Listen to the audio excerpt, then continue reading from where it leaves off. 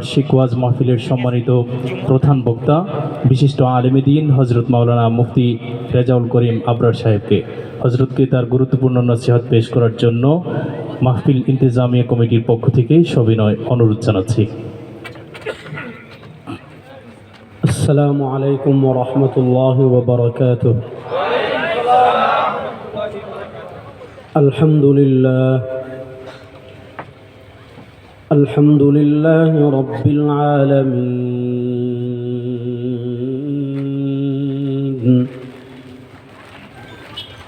ওয়াল আকিবাতু লিল মুত্তাকিন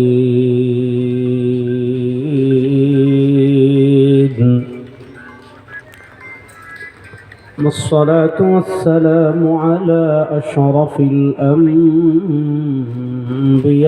والمرسلين وعلى آله وأصحابه أجمعين.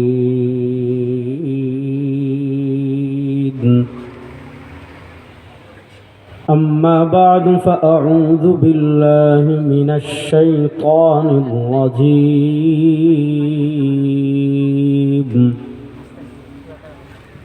بسم الله الرحمن الرحيم.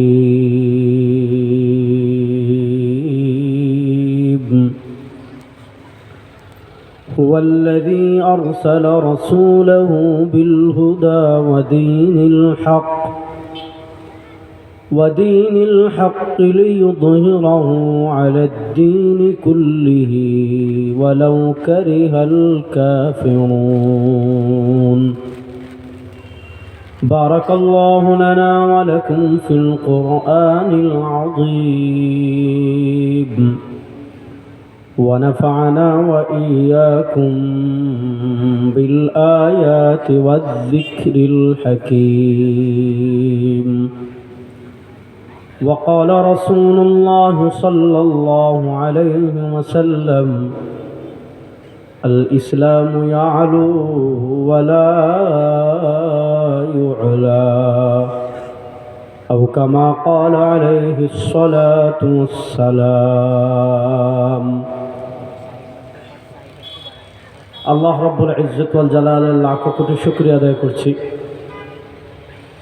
আল্লাহ তাআলা আমাদেরকে অত্যন্ত দয়া করে মায়া করে বৃহত্তর কিসমত মাইজবাগ ৭ নং ওয়ার্ড বরায়া গোলাপগঞ্জ সিলেটের উদ্যোগে আজকের এই চতুর্থ বার্ষিক ওয়াজ মাহফিলে এশার নামাজের পর আল্লাহ তাআলা আমাদেরকে দুনিয়ার সকল কাজ থেকে ফারিগ করে আল্লাহ তাআলা আমাদেরকে জান্নাতের বাগানে আসার বসার, কথা বলার, কথা শোনার তৌফিক দান করেছেন।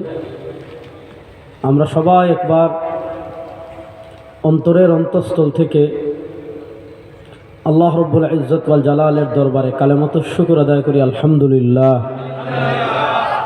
একটু কিফটামি না করিয়া সবাই একবার জুড়ে বলেন আলহামদুলিল্লাহ।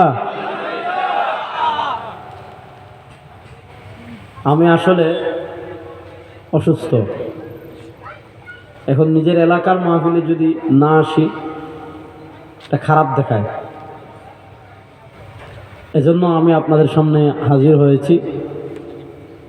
খুব লম্বা আলাপ করতে পারবো না,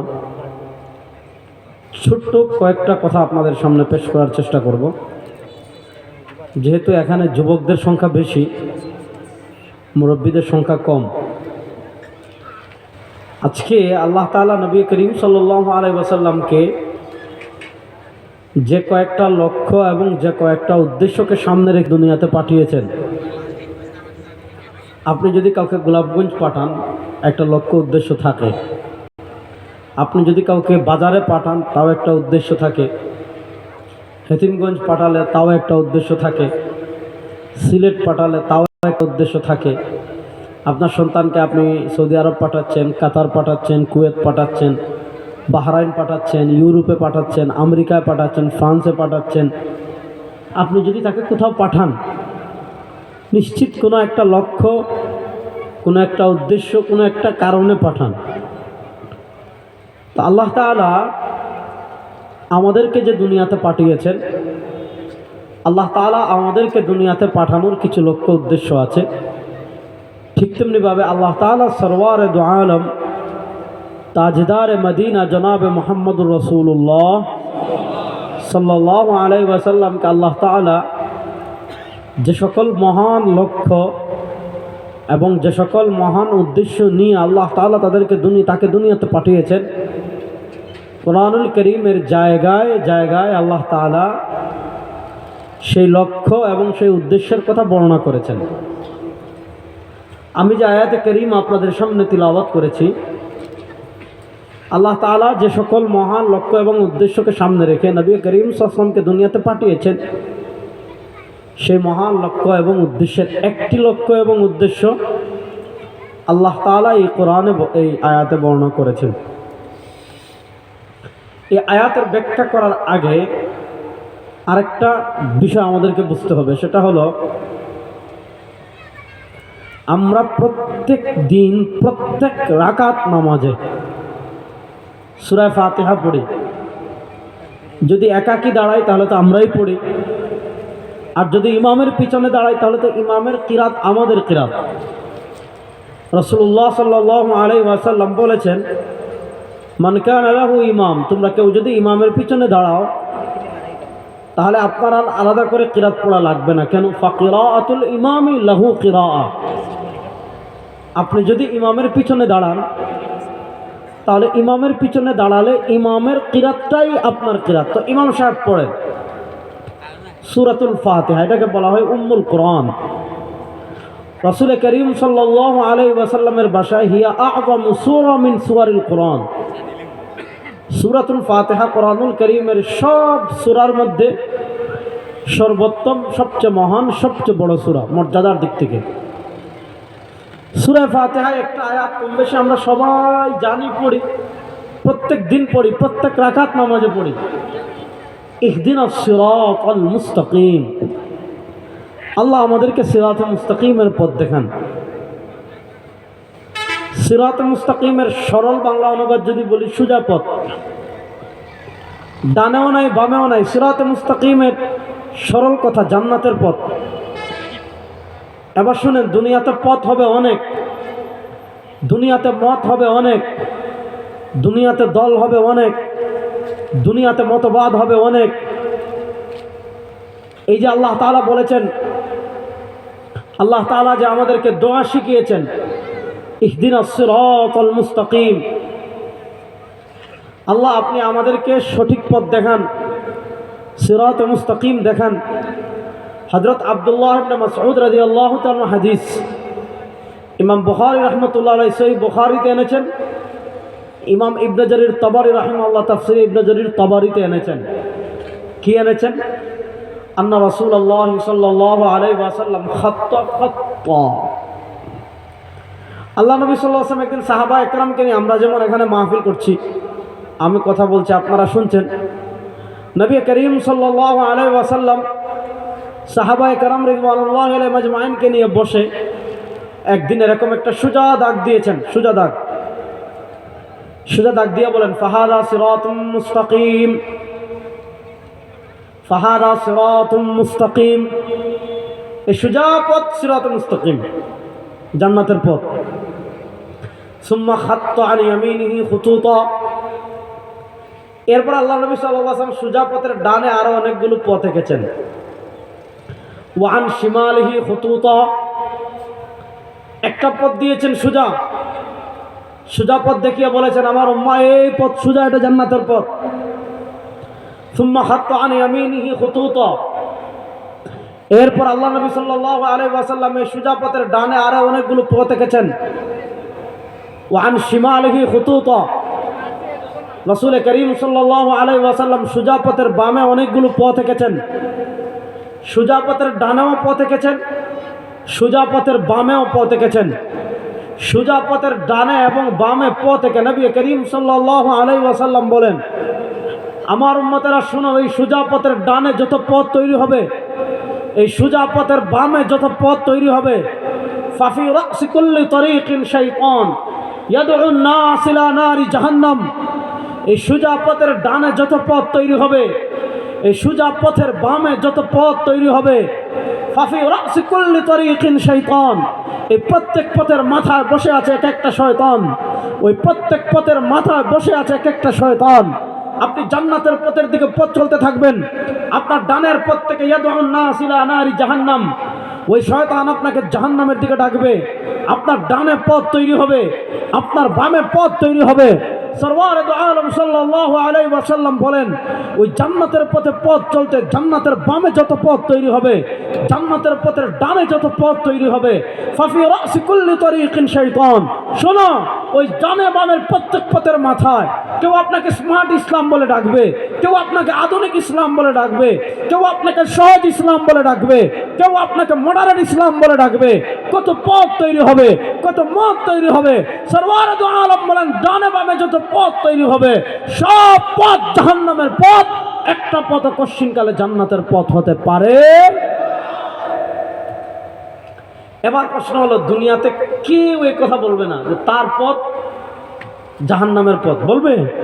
আমরা সিলেট মাজারও গেলে দেখবা, যখন তো গাঞ্জা খাইয়া যায় বয়তল হলে দাঁত গাঞ্জার মানে লেয়ার পড়ে গেছে, আছে না নাই?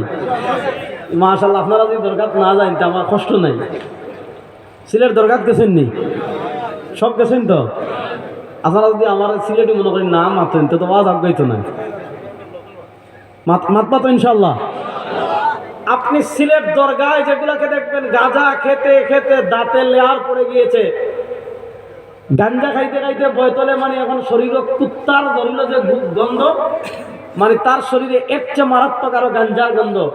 বয়তলে জিগাইবেন ভাই জান্নাতের পথ কোনটা, এর বয়তল বলবে তার পথ 1 নম্বর জান্নাতের পথ, বলবে না?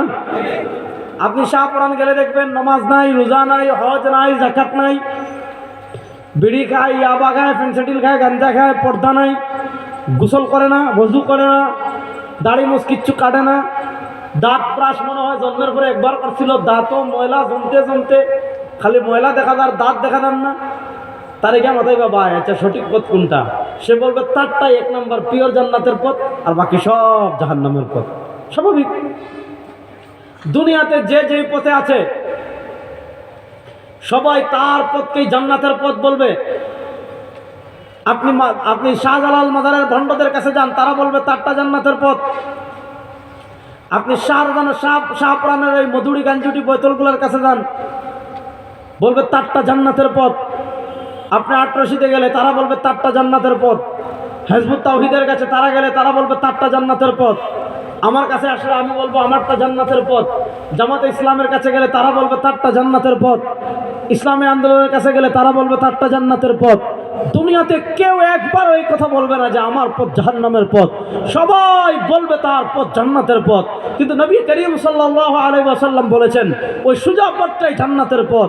ওই সোজা পথের ডানে বামে যত পথ তৈরি হবে, ফাফি রাসি কুল্লি তরিকিন শাইতান, এই সোজা পথের ডানে বামে যত পথ তৈরি হবে সব পথ জাহান্নামের পথ, ইয়াদউন নাস ইলা নারি জাহান্নাম। এবার প্রশ্ন হলো, কেউ তো বলবে না তার প্রোডাক্ট খারাপ, কেউ তো বলবে না তার কোম্পানি খারাপ।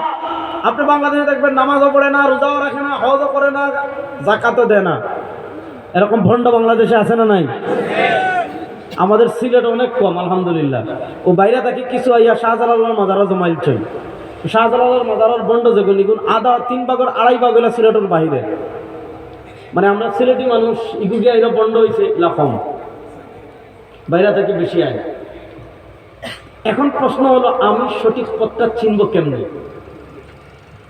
প্রশ্নটা খুব ভালো করে বুঝবেন।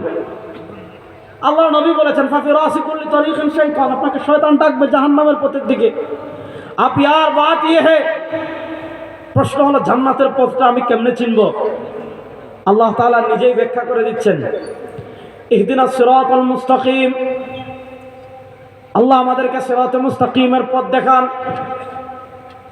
এবার প্রশ্ন হলো, সিরাতে মুস্তাকিম আমি চিনব কেমনে? সিরাতে মুস্তাকিম আমি জানবো কেমনে? দুনিয়াতে সবাই বলবে তারটাই সিরাতে মুস্তাকিম, দুনিয়াতে সবাই বলবে তারটাই জান্নাতের পথ। আল্লাহ তাআলা সিরাতে মুস্তাকিমের পরিচয় দিচ্ছেন, সিরাতাল লাযীনা আনআমতা আলাইহিম। সিরাতে মুস্তাকিম চিনতে হলে দেখতে হবে ওই পথে আল্লাহ তাআলার নিয়ামত প্রাপ্ত বান্দারা আছেন কিনা। আপনি ইসলামের এমন ভার্সন নিয়ে এসেছেন, আপনি দেখতে হবে আপনি মানুষের কাছে ইসলামের যে ভার্সন পেশ করছেন আপনি মানুষের কাছে ইসলামের যে রূপরেখা পেশ করছেন, আপনি মানুষের কাছে ইসলামের যে বডি, ইসলামের যে স্ট্রাকচার, ইসলামের যে শরীর পেশ করছেন, দেখতে হবে ওই ইসলামে আল্লাহ তাআলার মুনআম আলাইহি মানে নিয়ামত প্রাপ্ত বান্দারা আছেন কিনা। এখন প্রশ্ন হলো, নিয়ামত প্রাপ্ত বান্দারা কারা?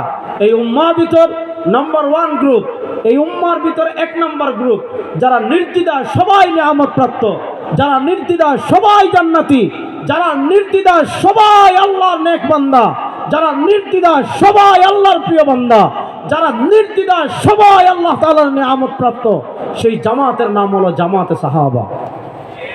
বলেন, সেই জামাতের নাম হলো জামাতে, আপনারা মাথেন না দেখি, সেই জামাতের নাম জামাতে। আল্লাহ তাআলা কোরআনে বলেছেন রাদিয়াল্লাহু আনহুম ওয়া রাদু আন। আল্লাহ তাআলা কোরআনে বলেছেন আমিনু কামা আমানান নাস। আল্লাহ তাআলা কোরআনে বলেছেন ওয়া ইযা কিলা লাহুম আমিনু কামা আমানান নাস। আল্লাহ তাআলা বলেছেন ফাইন আমানু বিমিসলি মা আমানতুম বিহি ফাকাদ ইহতাদাউ। আল্লাহ তাআলা বলেছেন মুহাম্মাদুর রাসূলুল্লাহ ওয়াল্লাযীনা মাআহু আশিদ্দাউ আলাল কুফফার। তাহলে সাহাবায়ে কেরাম জান্নাতি। বলেন, সাহাবায়ে কেরাম না মুকুল? এটা আকীদা, এটা আকীদা। বলেন, সাহাবায়ে কেরাম সবাই হয়ে যাবে কিন্তু। বলেন, সাহাবায়ে কেরাম, কোনো সন্দেহ আছে? কোনো সন্দেহ নাই, সব সাহাবা জান্নাতি। বলেন, সব সাহাবী? বলেন না, সব সাহাবী, সব সাহাবী। এবার আল্লাহ বলেছেন সিরাতাল্লাযীনা আনআমতা আলাইহিম, সিরাতাল্লাযীনা আনআমতা আলাইহিম।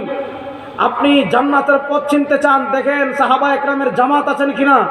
আপনি রাজনীতির নামে এমন ইসলাম নিয়ে আসবেন, আপনি ইশকে রাসূলের নামে এমন ইসলাম নিয়ে আসবেন, আপনি সহিহ হাদিসের নামে এমন ইসলাম নিয়ে আসবেন যেই রাজনীতির ইসলাম সাহাবায়ে কেরামের ইসলামের সাথে মিলে না, যেই আকীদা সাহাবায়ে কেরামের আকীদার সাথে মিলে না,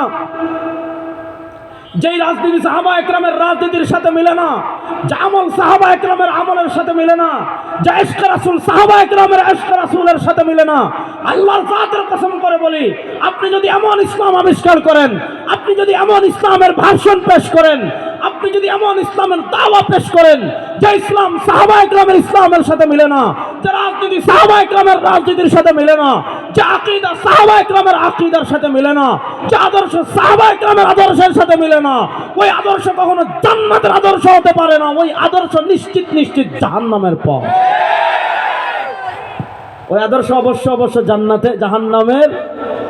আজকে দেখেন আমাদের সমাজে একটা ভুল ধারণা, যেটা আমি এতক্ষণ ভাঙ্গার জন্য এত লম্বা ভূমিকা দিলাম। আজকে আমরা নবী সাহাবীর আদর্শ খুঁজি কোথায়? শুক্রবারে মসজিদে জিলাপি খাওয়ার সময়, ঠিক কিনা? আমরা আজকে নবী এবং সাহাবায়ে কেরামের আদর্শ খুঁজি কোথায়? নবী এবং সাহাবায়ে কেরামের আদর্শ খুঁজি জিলাপি তো খাইলা, ঠিক আছে, জিলাপি খাওয়ার ক্ষেত্রে, খিচুড়ি খাওয়ার ক্ষেত্রে, আখনি খাওয়ার ক্ষেত্রে, বিরিয়ানি খাওয়ার ক্ষেত্রে, সিন্নি খাওয়ার ক্ষেত্রে। আজকে আমাদের দেশের ইসলাম দেখেন, আমাদের সিলেটও আছে, এটা সিলেট একটা ট্রেন্ড হয়ে যাচ্ছে যে একজনের বাপ মারা গেছে, ছেলে লন্ডন, আত্মীয় স্বজন লন্ডন, এবং 40 নম্বর দিন যদি অথবা 21 নম্বর দিন যদি গরু জবাই করে, ছাগল জবাই করে, সিন্নি না করে, তাহলে এলাকায় তার একটা, যে তার ছেলে লন্ডন সিন্নি করলো না। আল্লাহ তো আমাদের মাথায় গোবর দেয় নাই, আল্লাহ তো আমাদের সবার মাথায় মগজ দিছে। আপনি আপনার মগজ দিয়ে একটু চিন্তা করেন, মৃত ব্যক্তির বাড়িতে 40 নম্বর দিন সিন্নি করার কোনো বিধান, এটাকে বিশেষ মর্যাদাপূর্ণ মনে করে, ফজিলতপূর্ণ মনে করে 40 নম্বর দিন সিন্নি করার কোনো বিধান যদি ইসলামে থাকতো, তাহলে নবী করিম সাল্লাল্লাহু আলাইহি ওয়াসাল্লামের ইন্তেকালের 40 নম্বর দিন হযরত আবু বকর সিদ্দিক আর ওমর ইবনুল খাত্তাব রাদিয়াল্লাহু তাআলা আনহুমা কত বড় সিন্নি করতেন। আর আবু বকর সিদ্দিক রাদিয়াল্লাহু তাআলা আনহু ইন্তেকাল করার পর হযরত ওমর ইবনুল খাত্তাব অর্ধ জাহানের বাদশা, এই অর্ধ জাহানের বাদশা হযরত ওমর ইবনুল খাত্তাব রাদিয়াল্লাহু তাআলা আনহু 40 নম্বর দিন কতটা গরু জবাই করে, কতটা উট জবাই করে, আর কতটা ছাগল জবাই করে, কত বড় সিন্নি করতে আপনি একটু চিন্তা করুন। ইসলাম কখনো আবেগ দিয়ে চলে না, ইসলাম কখনো যুক্তি দিয়ে চলে না। ইসলাম চলে কোরআন এবং হাদিস, ইজমা, কিয়াস, শরীয়ত, 4টা দলিল দিয়ে। এই যুক্তি মানে আপনার যুক্তি না, মুজতাহিদ ইমামদের যুক্তি। তাহলে কথা ভালো করে বুঝেন, ইসলামকে আজকে আমরা সংকুচিত করে শুক্রবার মসজিদের জিলাপির প্যাকেটে নিয়ে আসছি।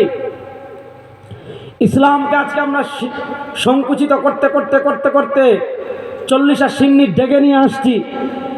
অথচ শুনেন, আল্লাহ তাআলা নবী করিম সাল্লাল্লাহু আলাইহি ওয়াসাল্লামকে যে সকল লক্ষ্য এবং উদ্দেশ্যকে সামনে রেখে দুনিয়াতে পাঠিয়েছেন, আমি যে আয়াতে কারিমা তিলাওয়াত করেছি, সে আয়াতে কারিমায় আল্লাহ তাআলা নবী করিম সাল্লাল্লাহু আলাইহি ওয়াসাল্লামকে যে সকল মহান লক্ষ্য এবং উদ্দেশ্যকে সামনে রেখে দুনিয়াতে পাঠিয়েছেন, আল্লাহ তাআলা অসংখ্য লক্ষ্য এবং উদ্দেশ্যকে সামনে রেখে সরওয়ার দু আলম তাজদার মদিনা জনাবে মুহাম্মদুর রাসূলুল্লাহ সাল্লাল্লাহু আলাইহি ওয়াসাল্লামকে দুনিয়াতে পাঠিয়েছেন। অসংখ্য লক্ষ্য এবং উদ্দেশ্যের মধ্যে একটা লক্ষ্য উদ্দেশ্য আল্লাহ বলেন, হুয়াল্লাযী আরসালা রাসূলাহু বিল হুদা, হুয়াল্লাযী আরসালা রাসূলাহু বিল হুদা,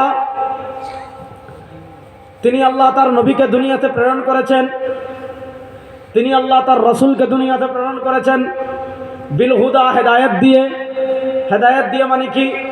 মনে করেন আপনার এখানে পাকিস্তান থেকে তাবলিগের একটা জামাত আসছে, এখন তারা নতুন আসছে হেতিমগঞ্জ চিনে না, তারা নতুন আসছে গোলাপগঞ্জ চিনে না, এটা বুইটিকর নাই, তারা নতুন আসছে বুইটিকর চিনে না। আপনাকে বলছে ইয়ার গোলাপগঞ্জ কাহা হ্যায়, কিস तरह है, আপনাকে জিজ্ঞাইল কিধর হ্যায় গোলাপগঞ্জ, কিস तरह है হেতিমগঞ্জ, আপনি তাকে ডিরেকশন দিচ্ছেন। আপনি এখান থেকে প্রথম যাবেন বুইটিকর, ওখানে দাঁড়াবেন, দেখবেন সিএনজি ডাকতেছে গোলাপগঞ্জ গোলাপগঞ্জ গোলাপগঞ্জ গোলাপগঞ্জ। আপনি 5 টাকা দিয়ে উঠবেন, গোলাপগঞ্জ চত্বরে নামাই দিবে। আপনি এখান থেকে যাবেন বুইটিকর, গিয়া রাস্তা পাড়ি দিবেন না, এপারে থাকবেন, দেখবেন সিএনজি ডাকতেছে হেতিমগঞ্জ হেতিমগঞ্জ হেতিমগঞ্জ হেতিমগঞ্জ। আপনার উঠলে আপনাকে হেতিমগঞ্জ নামাই দিবে। এই যে আপনি তাকে দিলেন, এটাকে বলা হয় ইরাআতুত তরিক। আপনি তাকে হেদায়েত দিয়েছেন, আপনি তাকে পথের সন্ধান দিয়েছেন, আপনি তাকে গোলাপগঞ্জ যাওয়ার পথ বাতলে দিয়েছেন, আপনি তাকে হেতিমগঞ্জ যাওয়ার পথ বাতলে দিয়েছেন।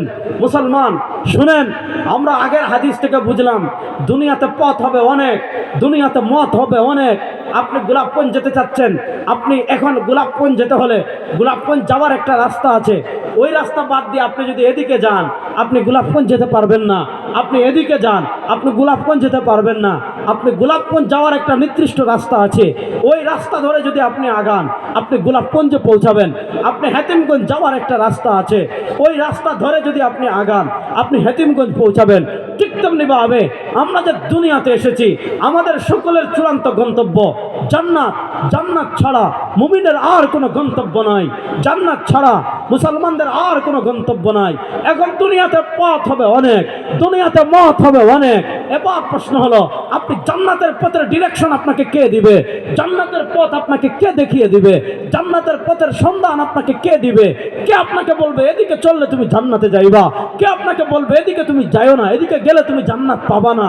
কে আপনাকে বলবে এই পথে চললে জান্নাত, এই পথে চললে জান্নাতের নাজ নেয়ামত, আর এদিকে গেলে জাহান্নাম, এদিকে গেলে আযাব, এদিকে গেলে শাস্তি? আল্লাহ বলেন, হুয়াল্লাযী আরসালা রাসূলাহু বিল হুদা, আমি আল্লাহ তার রাসূলকে হেদায়েত দিয়ে প্রেরণ করেছি, আমি আল্লাহ তার রাসূলকে পথের সন্ধান দিয়ে পাঠিয়েছি। আমার নবী তোমাদেরকে দুনিয়াতে পথ দেখাবেন, আমার নবী তোমাদেরকে দুনিয়াতে পথের সন্ধান দিবেন, আমার নবী তোমাদেরকে দুনিয়াতে ডিরেকশন দিবেন। ওই নবীর পথে যারা চলবে, নবীর মতে যারা চলবে, নবীর পথ অনুসরণ করে যারা চলবে, তারাই চূড়ান্ত গন্তব্য জান্নাতে পৌঁছবে। হুয়াল্লাযী আরসালা রাসূলাহু বিল হুদা, তিনি আল্লাহ তার নবীকে প্রেরণ করেছেন হুদা, হেদায়েত দিয়ে, পথের সন্ধান দিয়ে। এবার আসেন, আল্লাহর নবী কিসের পথ দেখিয়েছেন? আমরা মনে করি আল্লাহর নবীর সুন্নত পথ, শুক্রবারে জিলাপি খাওয়ার ক্ষেত্রে, শাহজালালের মাজারে উরুসের ক্ষেত্রে, আর শবে বরাতে বাত্তি, আগরবাতি, মোমবাতি জ্বালানোর ক্ষেত্রে। ও তো সামনে। আর খবরদার, এমনি কোথাও পোকা আছে, মশা আছে, কোথাও পোকা মানে ফুক অথবা গরম মশা, মশা দূর করতে পারি, অথবা গ্রানোর দরকার, গ্রানোর লাগে যদি আগরবাতি জ্বালান শবে বরাতে, কোনো সমস্যা নাই। কিন্তু এই রাতের আমল মনে করে, সব মনে করে, অথবা আপনার আত্মীয় স্বজন যারা মারা গেছেন তাদের রূহ এসে উপস্থিত হয়, এ সকল আকীদাকে সামনে রেখে ওই রাতে মোমবাতি জ্বালানো বেদাত। এগুলা কোশ্চিন কালেও করবেন না, এগুলা কোশ্চিন কালেও করবেন, বলেন না যুবকরা, এগুলা কোশ্চিন কালেও করবেন। আমরা ছোটবেলায় দেখতাম শবে বরাতে আগের দিন, বা যে রাতে শবে বরাত, ওই রাতের আগের দিন যেটা আছে, ওই দিন দেখতাম সব ভুসিমালের দোকান যা আছে, অর্থাৎ গ্রামে যদি 3-4টা দোকান থাকে, ওই দিন স্পেশাল সব দোকানে এনে আলাদা করে আগরবাতি রাখে। তো আমাদের সিলেট এই সংস্কৃতি নাই। ঢাকায় আপনি শোভাবরাতে কি দেখবেন জানেন? পোলাপাইন সব পাঞ্জাবি পরে সব বাইতুল মুকাররম যাবে, অথবা মহল্লার মসজিদে মাগরিব পর থেকে আর পা ফেলানোর জায়গা নাই, সব যাবে। এশার নামাজ হুজুর বয়ান টয়ান করলে শুনবে, নামাজ পড়লে পড়লো, না পড়লে নাই। তারপরে কি করে জানেন? ব্যান্ড রিজার্ভ করে, ব্যান্ড। তো পোলাপাইন এক এক এলাকার 20-25টা একত্রিত হয়ে ব্যান্ড রিজার্ভ করে সারা ঢাকা ঘুরে। আপনারা যদি শোভাবরাতে ঢাকায় থাকেন তাহলে আপনি দেখবেন রাস্তায় খালি ভ্যান আর ভ্যান, অর্থাৎ প্রত্যেক এলাকার যুবকরা এই এখান থেকে ওখানে যাবে, এখান থেকে ওখানে যাবে, এখান থেকে ওখানে যাবে, সারা রাত ঘুরে। মাশাআল্লাহ, অনেক সওয়াবের কাজ হয়ে গেছে না? রাত্রে ঘুরছে। আর যদি আত্মীয় স্বজন কারো কবরস্থান যদি থাকে কোনো এলাকায়, তাহলে কবরস্থান গিয়ে কবর জিয়ারত করে। এখন মাশাআল্লাহ এশার নামাজ জামাতে পড়ে ফেলছে, আবার সারা রাত ঘুরছে, পাড়া প্রতিবেশীর বাসায় গেছে, বাতাসা খাইছে। এখন তো তার একটা বাপ চলে আসছে, বা ফজরের নামাজ না পড়ে ঘুমায়। এ হলো আমাদের দেশের অবস্থা। আমি আপনাদেরকে যেটা বলছি শুনুন, আজকে ইসলামকে, রাসূলের আদর্শকে সংকুচিত করতে করতে আমরা কোথায় নিয়ে আসছি? আমার নবী পথ দেখিয়েছেন জীবনের সব কাজের। আমি কেমনে হাঁটবো আমার নবী শিখিয়েছেন, আমি কেমনে ঘুমাবো আমার নবী শিখিয়েছেন, আমি কেমনে খাবো আমার নবী শিখিয়েছেন, আমি কেমনে বাথরুমে প্রবেশ করব আমার নবী শিখিয়েছেন, আমি কেমনে বাথরুম থেকে বের হব আমার নবী শিখিয়েছেন, আমি কেমনে কথা বলবো আমার নবী শিখিয়েছেন, আমি কেমনে হাসবো আমার নবী শিখিয়েছেন, আমি কেমনে ব্যবসা করব আমার নবী শিখিয়েছেন, আমি কেমনে বিয়ে শাদী করব আমার নবী শিখিয়েছেন, আমি কেমনে কার্য সম্পত্তি ভাগ করব আমার নবী শিখিয়েছেন, আমি কেমনে রাজনীতি করব আমার নবী শিখিয়েছেন, আমি কেমনে রাষ্ট্র পরিচালনা করব আমার নবী শিখিয়েছেন, আমি কেমনে সংবিধান লিখবো আমার নবী শিখিয়েছেন, আমি কেমনে সংসদ চালাবো আমার নবী শিখিয়েছেন, আমি কেমনে বিচার ব্যবস্থা চালাবো আমার নবী শিখিয়েছেন, আমি কেমনে অর্থনীতি চালাবো আমার নবী শিখিয়েছেন, আমি জন্মগ্রহণ করার পর থেকে নিয়ে মৃত্যুবরণ করার আগ পর্যন্ত আমার জীবনের এমন কোনো সাইট নাই। আমি রাজনীতি করলে কেমনে করব আমার নবী শিখিয়েছেন, আমি রাষ্ট্র পরিচালনা করলে কেমনে করব আমার নবী শিখিয়েছেন, আমি জাতিকে নেতৃত্ব দিলে কেমনে দিব আমার নবী শিখিয়েছেন।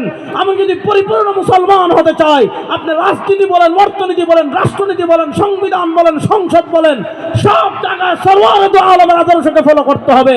আল্লাহ নবীর আদর্শ বাদ দিয়ে, মানুষের তন্ত্র মন্ত্র বাদ দিয়ে কখনো সোনার বাংলাদেশ গড়া যাবে না।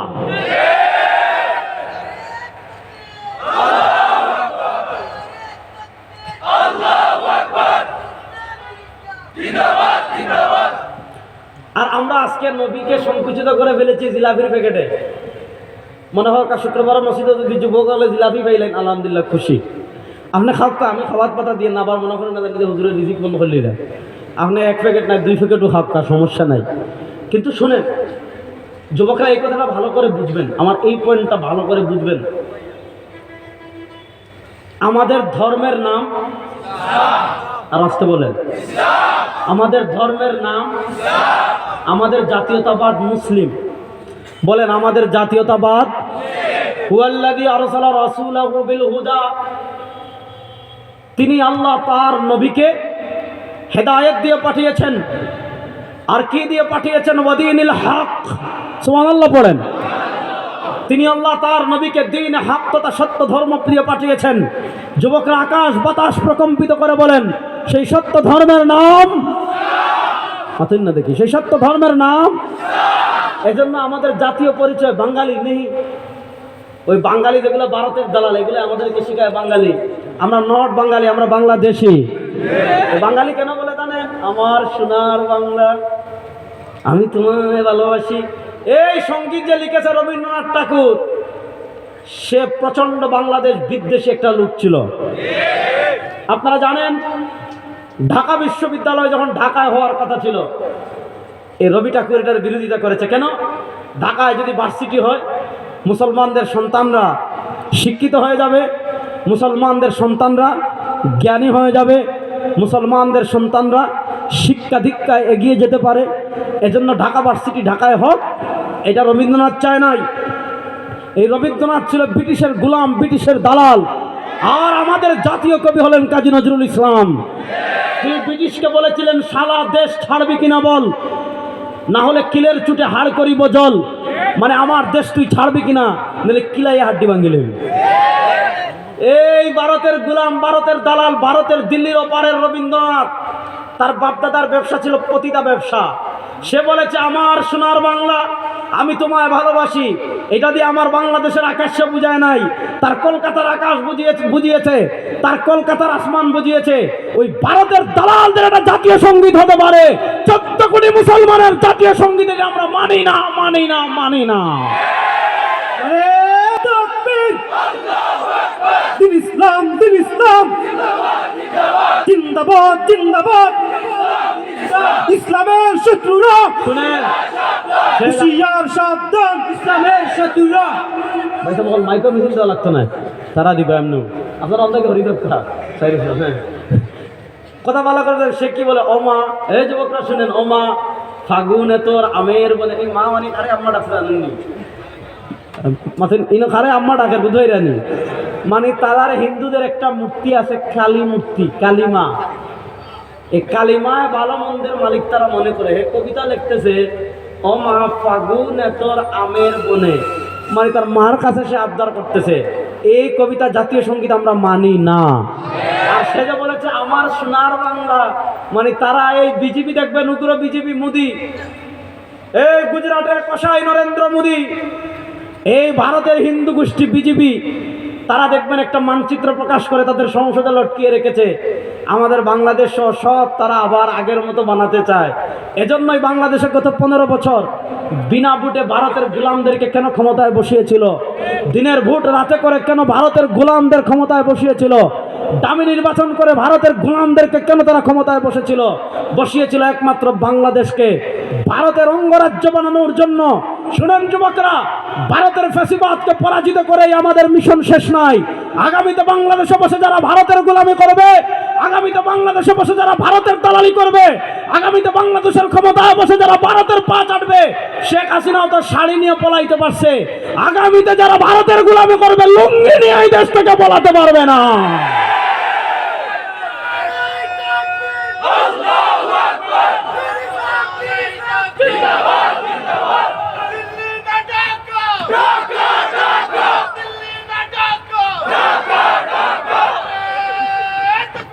শুনেন, আমার সোনার বাংলা বলে তারা সব কেক করে তাজায়। আমাদের সোনার বাংলা না, আমাদের সোনার বাংলাদেশ। বলেন আমাদের সোনার বাংলাদেশে দুর্নীতিতে চ্যাম্পিয়ন। সোনার বাংলাদেশে মানুষের জীবনের নিরাপত্তা নাই। সোনার বাংলাদেশ গত 52 বছর দেখেছেন আপনারা, ধর্মনিরপেক্ষতার বাংলাদেশ দেখেছেন, জাতীয়তাবাদের বাংলাদেশ দেখেছেন, গণতন্ত্রের বাংলাদেশ দেখেছেন, সমাজতন্ত্রের বাংলাদেশ দেখেছেন। কোন তন্ত্র মন্ত্র সোনার বাংলাদেশ গড়তে পারে নাই। চুরি বন্ধ করতে পারে নাই, খুন বন্ধ করতে পারে নাই, চাঁদাবাজি বন্ধ করতে পারে নাই, টেন্ডারবাজি বন্ধ করতে পারে নাই, মানুষের জানের নিরাপত্তা দিতে পারে নাই, মানুষের মালের নিরাপত্তা দিতে পারে নাই। সব বাংলাদেশের খেলা শেষ হয়ে আগামীতে আমাদের চূড়ান্ত গন্তব্য হবে কোরআনের বাংলাদেশ, ইসলামের বাংলাদেশ। ইসলামের বাংলাদেশ ছাড়া আরো কোন পথ দিয়ে মুক্তি পাবেন আসেন। তো তারা আমাদেরকে শেখায় আমাদের জাতীয়তাবাদ বাংলাদেশী। শোনেন, আমাদের জাতীয়তাবাদ আমরা মুসলিম। বলেন আমাদের জাতীয়তাবাদ আমরা বড় আস্তে কইলা শরম করেন নাই। 5 মাস আগে যে জয় বাংলা কইতা হো গোলাপগঞ্জের এমসি কলেজ থেকে শোনা যাইতো, ঠিক না? বলেন আমাদের জাতীয়তাবাদ আমরা। ও পাশের যুবক হল ঠিক আছেন, ফিসরেরা তো আনা খাইয়া। বলেন আমাদের জাতীয় পরিচয় আমরা। আর মুসলমানদের জাতির পিতা হজরতে, এর বাইরে আমাদের কোন জাতির আব্বা, জাতির বাবি, জাতির চাচা, জাতির খালা, জাতির মামা বাংলাদেশ না, সারা দুনিয়ার মুসলমানরা জাতীয়তাবাদে বিভক্ত হয়ে একটা ডং শুরু করেছে। এক এক দেশে এক একজনের জাতির আব্বা বানাই ফেলে। শোনেন মুসলমান, কোন লেডি ফেরাউনের বাপ আমাদের জাতির পিতা হতে পারে না, কোন স্বৈরাচারের বাপ আমাদের জাতির পিতা হতে পারে না। আমাদের ঈমান, আমাদের জাতির পিতা একমাত্র হযরতে, বলেন আমাদের জাতির পিতা একমাত্র হযরতে। আল্লাহ তাআলা বলেন হুয়াল্লাযী আরসালা রাসূলাহু বিল হুদা, তিনি আল্লাহ তার রাসূলকে প্রেরণ করেছেন হেদায়েত দিয়ে। আর কি দিয়ে পাঠিয়েছেন? ওয়াদিনিল হক। এখন আপনার নেতা আপনাকে পথের দিকে ডাকছে, মনোযোগ, আপনার নেত্রী আপনাকে পথের দিকে ডাকছে। আপনার কথিত জাতির আব্বা আপনাকে ডাকছে, আপনার দল আপনাকে একটা পথের দিকে ডাকছে, আপনি যাচাই করবেন, বাছাই করবেন, দেখেন সে যে পথের দিকে ডাকছে ওই পথ মদিনাওয়ালার পথ কিনা, ওই পথ কামলিওয়ালার পথ কিনা, ওই পথ দু জাহানের বাদশার পথ কিনা, ওই পথ সরওয়ারে দু আলমের সাথে মিলে কিনা, ওই পথ গারে হেরার সাথে মিলে কিনা, ওই পথ আলিয়াউমা আকমালতু লাকুম দীনাকুমের সাথে মিলে কিনা, ওই পথ রাদিতু বিল্লাহি রাব্বান ওয়া বিল ইসলামি দীনার সাথে মিলে কিনা। যদি ওই পথ তাদের পথের সাথে মিলে আলহামদুলিল্লাহ। কিন্তু আপনার নেতা আপনাকে এমন পথের দিকে ডাকছে, আপনার নেত্রী আপনাকে এমন পথের দিকে ডাকছে যেই পথ মদিনার দিকে যায় না, যেই পথ আপনাকে মুদির কাছে নিয়ে যায়, যেই পথ আপনাকে ভারতের কাছে নিয়ে যায়, যেই পথ আপনাকে আমেরিকার কাছে নিয়ে যায়, যেই পথ আপনাকে রাশিয়ার কাছে নিয়ে যায়, যেই পথ আপনাকে চীনের দিকে নিয়ে যায়, ওই পথ কখনো জান্নাতের পথ হতে পারে না, ওই পথ জাহান্নামের পথ। ওই পথ কখনো জান্নাতের পথ হতে পারে না, ওই পথ জাহান্নামের। হুয়াল্লাযী আরসালা রাসূলাহু বিল হুদা, তিনি আল্লাহ তার রাসূলকে প্রেরণ করেছেন হেদায়েত দিয়ে। তাহলে রাসূলের পথ শুধু খিচুড়ি খাওয়ার মধ্যে না, ওয়াদিনিল হক, মনোযোগ, আরেকটা দিন হক তথা সত্য ধর্ম দিয়ে পাঠিয়েছেন।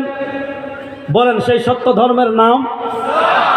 আরে যুবকরা বলেন না, সেই সত্য ধর্মের নাম ইসলাম। দেখেন পৃথিবীতে ধর্ম অনেক আছে, থাকবে। হিন্দু ধর্ম আছে, বৌদ্ধ ধর্ম আছে, ইহুদি ধর্ম আছে, খ্রিস্ট ধর্ম আছে, পৃথিবীতে অনেক ধর্ম আছে। ধর্ম পালনের স্বাধীনতা সবার আছে, কিন্তু আপনার আকীদা রাখতে হবে, আপনাকে অকাট্য বিশ্বাস রাখতে হবে, আপনাকে এটা মানতে হবে, আপনাকে এটা জানতে হবে, এবং আপনাকে এটা একদম 100% মানতে হবে। পৃথিবীতে সত্য ধর্ম একটা, সেটার নাম ইসলাম। বলেন পৃথিবীতে সত্য ধর্ম একটা, সেটার নাম? বলেন না, পৃথিবীতে সত্য ধর্ম একটা, সেটার নাম ইসলাম। এবার আসেন, ইসলাম কখনোই পৃথিবীতে কাউকে অস্ত্র দেখিয়ে, ক্ষমতা দেখিয়ে, বন্দুক দেখিয়ে, পাওয়ার দেখিয়ে, কাউকে ক্ষমতা দেখিয়ে, অস্ত্র দেখিয়ে, সৈন্য দেখিয়ে জোরপূর্বক মুসলমান বানানো এমন কোনো বিধান ইসলামে নাই। ধর্ম পালনের স্বাধীনতা আছে। আপনি বেশির চেয়ে বেশি তার কাছে দাবিটা পৌঁছাবেন, ইয়া আইয়ুহান নাস কুলু লা ইলাহা ইল্লাল্লাহ। আপনি তার কাছে এই মেসেজটা পৌঁছাবেন, আপনি তার কাছে এই বার্তাটা পৌঁছাবেন। আপনি তার কাছে কি মেসেজ পৌঁছাবেন? আপনি তার কাছে কি বার্তা পৌঁছাবেন? আপনি তার কাছে এই মেসেজ পৌঁছাবেন, আপনি তার কাছে এই বার্তা পৌঁছাবেন। যদি দুনিয়াতে সফল কাম হতে চাও, যদি দুনিয়াতে আখেরাতে সফল কাম হতে চাও, জয় বাংলা সফলতা দিতে পারবে না, অমুকের সৈনিক সফলতা দিতে পারবে না। যদি তুমি দুনিয়া আখেরাতে সফল কাম হতে চাও, ইয়া আইয়ুহান নাস, হে দুনিয়ার মানুষ সকল, যদি তুমি দুনিয়া আখেরাতে সফল কাম হতে চাও, কুলু লা ইলাহা ইল্লাল্লাহ। যদি তুমি দুনিয়া আখেরাতে সফল কাম হতে চাও, লা ইলাহা ইল্লাল্লাহ বলো। যদি তুমি দুনিয়া আখেরাতে সফল কাম হতে চাও, লা ইলাহা ইল্লাল্লাহ পড়ো। এবার আপনি তার কাছে ইসলামের দাওয়া পৌঁছিয়ে দিলেন, আপনি তার কাছে ইসলামের মেসেজ পৌঁছিয়ে দিলেন, আপনি তার কাছে ইসলামের বার্তা পৌঁছিয়ে দিলেন। আপনি তার কাছে ইসলামের মেসেজ পৌঁছিয়ে দেওয়ার পর, আপনি তার কাছে ইসলামের বার্তা পৌঁছিয়ে দেওয়ার পর, সে যদি ইসলাম গ্রহণ না করে, সে যদি ইসলাম কবুল না করে, তার জন্য ইসলামের পরিষ্কার মেসেজ, তার জন্য ইসলামের পরিষ্কার বার্তা, লাকুম দীনুকুম ওয়ালিয়া দীন। আপনি ইসলাম কবুল করার পর, ইসলামের দাওয়াত পেশ করার পর, সে যদি ইসলাম কবুল না করে, সে যদি ইসলাম গ্রহণ না করে, তাকে পরিষ্কার বলবেন লাকুম দীনুকুম ওয়ালিয়া দীন। ভাই তুমি তোমার ধর্ম নিয়ে থাকো, আমরা আমাদের ধর্ম নিয়ে আছি। ধর্মের প্রশ্নে মুসলমান কখনো এক চুলও ছাড় দেয় না। শুনেন, ইসলাম যদি অস্ত্র দেখিয়ে, তীর দেখিয়ে, পিস্তল দেখিয়ে, বন্দুক দেখিয়ে, ক্ষমতা দেখিয়ে কাউকে মুসলমান বানানোর কোনো বিধান যদি ইসলামে থাকতো, মুসলমান, আমাদের বাংলাদেশের সাথে দুটা দেশের সীমান্ত আছে, একটা হলো দাদারা ভারত, আর আরেকটা হলো টেকনাফ গেলে দেখবেন মিয়ানমার।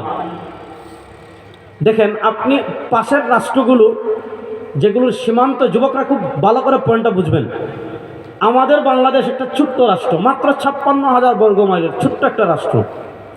এই ছোট্ট রাষ্ট্রের সাথে দুটা রাষ্ট্রের সীমান্ত সংযোগ আছে, একটা হলো ভারত আর আরেকটা হলো মায়ানমার।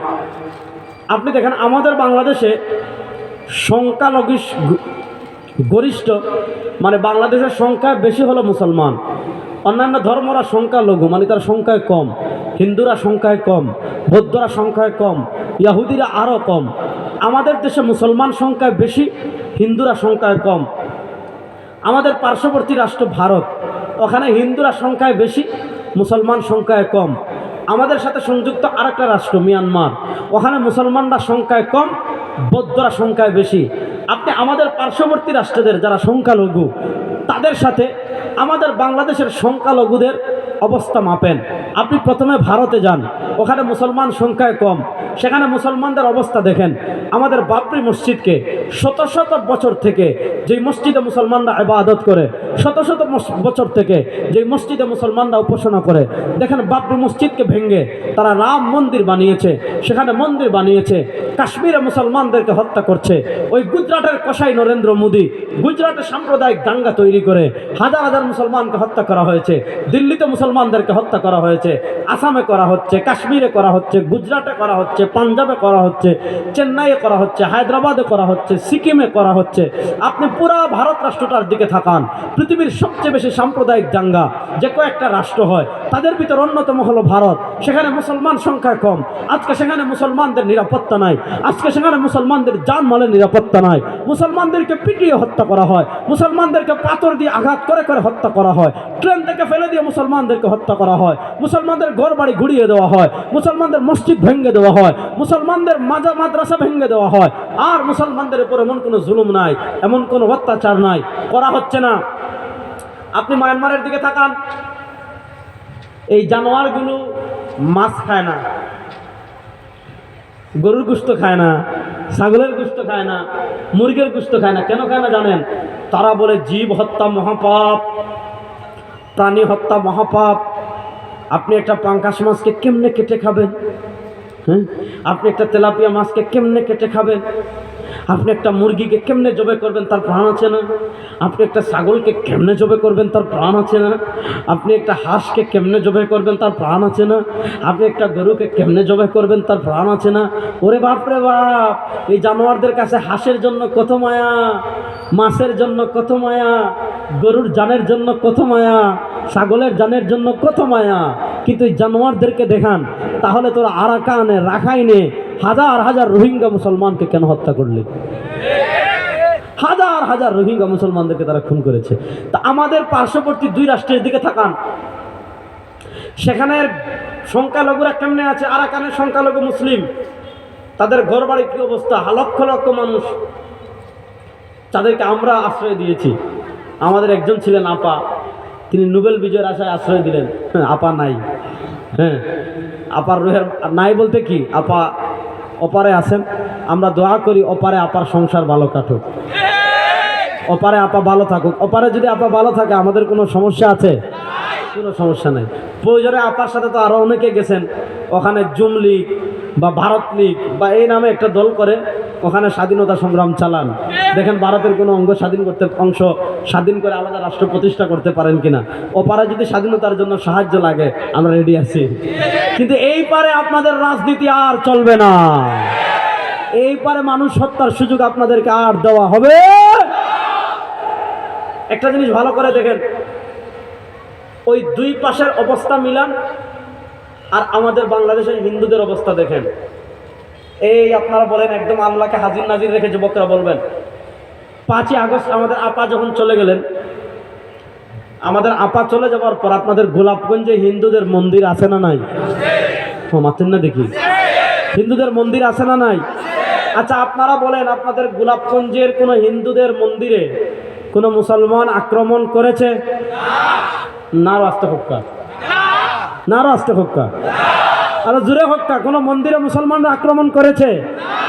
গোলাপগঞ্জ বাজারে, হেতিমগঞ্জ বাজার, বুইটিকর বাজারে হিন্দুদের দোকান আছে না নাই? মুসলমানরা কোনো হিন্দুদের দোকানে আক্রমণ করেছে? মুসলমানরা হিন্দুদের বাড়িঘর দখল করেছে? না। আমরা পৃথিবীর ইতিহাসে এমন কোনো নজির নাই। 5ই আগস্ট আপা চলে যাওয়ার পর বাংলাদেশের মুসলমানরা ভয় করেছিল যে আওয়ামী লীগ তো কখনো হিন্দু লীগ হয়ে আসে, কখনো আনসার লীগ হয়ে আসে, কখনো ডাক্তার লীগ হয়ে আসে, কখনো আফসুস লীগ হয়ে আসে। কখনো সাদ লীগ হয়ে আসে, কত লীগ হয়ে তারা ফিরে আসতেছে। তো আমাদের বাংলাদেশের মুসলমানরা ভয় পেয়েছিল যে আওয়ামী লীগ হিন্দু লীগ হয়ে মন্দিরে আক্রমণ করে আমাদের দেশে সাম্প্রদায়িক দাঙ্গা তৈরি করতে পারে। পৃথিবীর মানুষরা দেখেছে মুসলমানরা হিন্দুদের মন্দির পাহারা দিয়েছে, এবং নজির পৃথিবীতে নাই। ভারতের ক্ষমতায় হিন্দুরা আসার মাত্র 77-78 বছর হয়েছে। এই 77-78 বছরে আপনি ভারতের দিকে তাকান, যারা মসজিদের নিরাপত্তা দিতে পারে না, যারা তাদের দেশের সংখ্যালঘু মুসলমানদের নিরাপত্তা দিতে পারে না, যারা মুসলমানদের মাদ্রাসার নিরাপত্তা দিতে পারে না, যারা মুসলমান বাচ্চাদের জানের নিরাপত্তা দিতে পারে নাই, ওই খবিস গোষ্ঠীদের থেকে আমাদের মানবতা শিখতে হবে না। মানবতা নিয়ে ওপারে থাকেন, ভালো থাকেন। আর এই ভারতবর্ষে মুসলমান শাসন ক্ষমতায় ছিল 700 বছর। বলেন যুবকরা, কয়শো বছর? ভারতের রাষ্ট্র ক্ষমতায় আমরা ছিলাম কয়শো বছর? 700 বছর। আচ্ছা, আপনারা হক্কা চাই প্রত্যেক দিন যদি অস্ত্র দেখিয়ে ঘুরে পেত, এই দাদা কলেমা পড়ালে মানলিম। 700 বছর প্রত্যেক বছর যদি অস্ত্র দেখিয়ে, ক্ষমতা দেখিয়ে, তীর দেখিয়ে, ধনুক দেখিয়ে, অস্ত্র দেখিয়ে, তরবারি দেখিয়ে প্রত্যেক বছর যদি একজনের জোর করে কলেমা পড়াইতো, প্রত্যেক দিন যদি একজনের জোর করে কলেমা পড়াইতো, আচ্ছা আপনারা হক্কা 700 বছর বাদে ভারত আর হিন্দু থাকতো নি? জিও হয় থাকতো না। তাহলে বোঝা গেল কখনো ক্ষমতা দেখিয়ে, অস্ত্র দেখিয়ে কাউকে কালেমা পড়ানোর বিধান ইসলাম ধর্মে নাই। বলেন, অস্ত্র দেখিয়ে, ক্ষমতা দেখিয়ে কাউকে কালেমা পড়ানোর বিধান ইসলাম ধর্মে। ইসলাম সংখ্যালঘুদের কি পরিমাণ নিরাপত্তা দিয়েছে। নবী করিম সাল্লাল্লাহু আলাইহি ওয়াসাল্লাম বলেন, মান আদা যিম্মিয়ান, যে ব্যক্তি কোনো সংখ্যালঘুকে অত্যাচার করবে, যে ব্যক্তি কোনো সংখ্যালঘুর উপর জুলুম করবে, যে ব্যক্তি কোনো সংখ্যালঘুকে নির্যাতন করবে, ফাআনা হাজিজুহু ইয়াউমাল কিয়ামা। নবী করিম সাল্লাল্লাহু আলাইহি ওয়াসাল্লাম বলেন, কেউ যদি কোনো সংখ্যালঘুর উপর জুলুম করে, কেউ যদি কোনো সংখ্যালঘুর উপর অত্যাচার করে, কিয়ামতের দিন যে অত্যাচার করবে তার প্রতিপক্ষ আমি নবী হয়ে যাব। তাহলে ইসলাম সংখ্যালঘুদের যে পরিমাণ নিরাপত্তা দিয়েছে, পৃথিবীর কোনো মতবাদ, পৃথিবীর কোনো ইজম, পৃথিবীর কেউ সংখ্যালঘুকে এই পরিমাণ নিরাপত্তা দিতে পারে? বলেন, পৃথিবীর কোনো মতবাদ সংখ্যালঘুকে এতটুকু নিরাপত্তা দিতে পারে? এবার আসেন, আল্লাহ তাআলা তার নবীকে আরেকটা জিনিস দিয়ে পাঠিয়েছেন। আমি বলেছিলাম ওয়াদিনিল হক। আল্লাহ তাআলা তার নবীকে একটা সত্য ধর্ম দিয়ে পাঠিয়েছেন। এখন প্রশ্ন হলো, আল্লাহ তার নবীকে সত্য ধর্ম দিয়ে কেন পাঠিয়েছেন? শুক্রবারে জিলাপি খাওয়ার লাগে মাতুন না? না, আপনি জিলাপি খাওয়া আমি না করি না, কিন্তু হারাম না খাইতে খাওয়া। আল্লাহ তাআলা তার নবীকে দ্বীন হক দিয়ে কেন পাঠিয়েছেন? আল্লাহ তাআলা তার নবীকে সত্য ধর্ম দিয়ে কেন পাঠিয়েছেন? লিইয়ুযহিরাহু আলাদ-দীনি কুল্লি হুয়াল্লাযী আরসালা রাসূলাহু বিল হুদা। তিনি আল্লাহ তার রাসূলকে হেদায়েত দিয়ে পাঠিয়েছেন। ওয়া দীনিল হক, আর একটা সত্য ধর্ম দিয়ে কেন পাঠিয়েছেন? লিইয়ুযহিরাহু আলাদ-দীনি কুল্লি। দুনিয়াতে সব ধর্মের উপর, দুনিয়াতে সব তন্ত্রের উপর, দুনিয়াতে সব মন্ত্রের উপর ইসলামকে বিজয়ী করার জন্য আল্লাহ তার নবীকে পাঠিয়েছেন। তাহলে বোঝা গেল নবী করিম সাল্লাল্লাহু আলাইহি ওয়াসাল্লামকে আল্লাহ যে সকল মহান লক্ষ্য এবং উদ্দেশ্যকে সামনে রেখে দুনিয়াতে পাঠিয়েছেন, আল্লাহ যে সকল মহান লক্ষ্য এবং উদ্দেশ্যকে সামনে রেখে সরওয়ারে দু আলম তাজদারে মদিনা জনাবে মুহাম্মদুর রাসূলুল্লাহ সাল্লাল্লাহু আলাইহি ওয়াসাল্লামকে দুনিয়াতে পাঠিয়েছেন, তার ভিতর একটা লক্ষ্য উদ্দেশ্য হলো হিন্দুত্ববাদের উপর, ইহুদিবাদের উপর, খ্রিস্টবাদের উপর, সেকুলারিজমের উপর, ডেমোক্রেসির উপর, ন্যাশনালিজমের উপর, সোশ্যালিজমের উপর, দুনিয়ার সব ধর্ম বলেন, দুনিয়ার সব তন্ত্র বলেন, দুনিয়ার সব মন্ত্র বলেন, সব কিছুর উপর ইসলামকে বিজয় করার জন্য আল্লাহ তার নবীকে দুনিয়াতে পাঠিয়েছেন। কথা বুঝাইতে পারেন নাই? আচ্ছা, এখন বলেন, ইসলামকে বিজয় করার দরকার আছে না নাই? ও মাশাআল্লাহ, কেমন আছেন? কথা ভালো করে বুঝেন। তাহলে ইসলামকে বিজয় করার দরকার আছে না নাই? এবার আসেন, ইসলামকে বিজয় কোন কোন সেক্টরে করব? এই শতাব্দীতে মুসলমানদের ব্যর্থতার জায়গা দুইটা। একটা জায়গা নিয়ে আমি কথা বলবো না, সময় নাই। একটা একটা জায়গা আমি আজকে শুধু টাচ করব, যেহেতু এখানে যুবকদের সংখ্যা বেশি, সেটা হলো সেকুলারিজম। এই শতাব্দীতে মুসলমানদেরকে অত্যন্ত, আপনি একটা পরিভাষা আছে স্লো পয়জন, অর্থাৎ ইনজেকশনটা এমনভাবে মারবে আপনি বুঝবেন না, আপনি সুস্থ থাকবেন, কিন্তু আস্তে আস্তে আস্তে আস্তে আস্তে আস্তে আস্তে আস্তে আস্তে আস্তে আস্তে আস্তে আপনার পুরো শরীরে বিষ ছড়িয়ে পড়বে, আপনি মারা যাবেন। তো এই শতাব্দীতে মুসলমানদেরকে সবচেয়ে বড় বিষ ধরে যে ভ্যাকসিন দেওয়া হয়েছে, সেই ভ্যাকসিনের নাম হলো সেকুলারিজম, ধর্মনিরপেক্ষতা। ধর্মনিরপেক্ষতা মানে কি? মুসলমানদেরকে এটা বুঝিয়ে ফেলেছে ধর্ম এটা শুধু মসজিদে থাকবে, মুসলমানদেরকে এটা বুঝিয়ে ফেলেছে ধর্ম এটা শুধু মাদ্রাসায় থাকবে, মুসলমানদেরকে এটা বুঝিয়ে ফেলেছে ধর্ম শুধু খানকায় থাকবে, অর্থাৎ ধর্ম এটা ব্যক্তি জীবনে থাকবে, ধর্ম এটা মসজিদের মধ্যে থাকবে, ধর্ম এটা খানকার মধ্যে থাকবে, ধর্ম এটা সিন্নির মধ্যে থাকবে, ধর্ম এটা চল্লিশার মধ্যে থাকবে, ধর্ম এটা মাজারের উরিসের মধ্যে থাকবে। রাজনীতিতে ধর্ম লাগবে না, রাষ্ট্র পরিচালনায় ধর্ম লাগবে না, সংবিধানে ধর্ম লাগবে না, বিচার ব্যবস্থায় ধর্ম লাগবে না, অর্থনীতিতে ধর্ম লাগবে না। তারা আমাদেরকে শিখিয়ে ফেলেছে, ওই যেমন খ্রিস্টানরা তাদের ধর্মকে গির্জাবন্দি করে ফেলেছে, হিন্দুরা তাদের ধর্মকে মন্দির বন্দি করে ফেলেছে, খ্রিস্টানদের ধর্ম সব গির্জার মধ্যে, গির্জার বাহিরে তাদের ধর্ম নাই, ইহুদিদের ধর্ম সব চার্চের মধ্যে, চার্চের বাহিরে তাদের কোনো ধর্ম নাই, হিন্দুদের ধর্ম তাদের মন্দিরের মধ্যে, এর বাহিরে তাদের ধর্ম নাই। তাদের রাষ্ট্র কেমনে চলবে? তাদের ধর্ম মাথা কামায় না। তার রাজনীতি কেমনে চলবে? তার ধর্ম মাথা কামায় না। তার অর্থনীতি কেমনে চলবে? তার ধর্ম মাথা কামায় না। তার সংবিধান কেমনে হবে? তার ধর্ম মাথা কামায় না। তার বিচার ব্যবস্থা কেমনে হবে? তার ধর্ম মাথা কামায় না। তারা যেভাবে মন চায় এইভাবে চলায়। কিন্তু আমার ইসলাম আর তাদের পার্থক্য কোথায়? আমি কেমনে হাঁটবো এটাও আমার ইসলাম শিখায়, আমি কেমনে ঘুমাবো এটাও আমার ইসলাম শিখায়, আমি কেমনে খাবো এটাও আমার ইসলাম শিখায়, আমি কেমনে বাথরুমে যাব এটাও আমার ইসলাম শিখায়, আমি কেমনে বাথরুম থেকে বের হব এটাও আমার ইসলাম শিখায়। তবে আমি রাজনীতি কেমনে করব এটা আমার ইসলামে নাই। বড় আসতে হইলা দেখি, আমি কেমনে রাষ্ট্র পরিচালনা করব আমার ইসলামে আছে না নাই? আমার সংবিধান কি হবে ইসলামে আছে না নাই?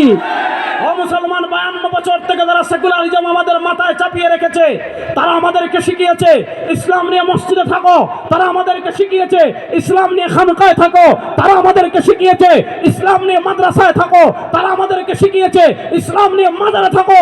মুসলমান, 2024-এর জুলাই আগস্টের গণবিপ্লবের পর আমাদের সামনে সুযোগ এসেছে সেকুলারিজমকে লাত্তি দিয়ে, সোশ্যালিজমকে লাত্তি দিয়ে, ডেমোক্রেসিকে লাত্তি দিয়ে আল্লাহ কোরআনকে শাসন ক্ষমতায় নেওয়ার জন্য প্রস্তুত আছেন না?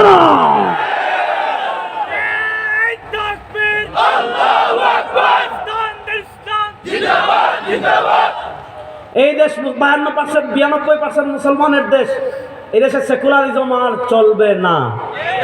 বলেন, এই দেশে সেকুলারিজম আর চলবে? সেকুলারিজমকে বাদ দিতে হবে।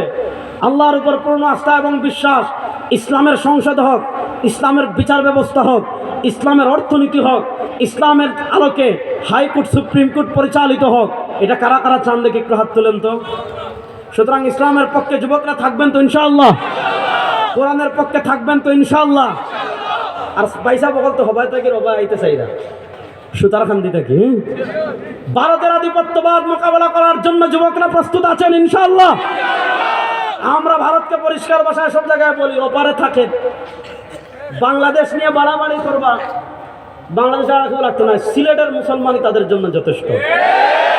এটা হলো সিলেট, শাহজালালের পুণ্যভূমি। শাহজালালের পুণ্যভূমি সুরমাঙ্গর ফারুক ভাই আল্লাহু আকবার বলেছিলেন, গৌরগোবিন্দের প্রাসাদ তত্ত্ব বিক্ষুব্ধ হয়ে পড়ে গিয়েছিল।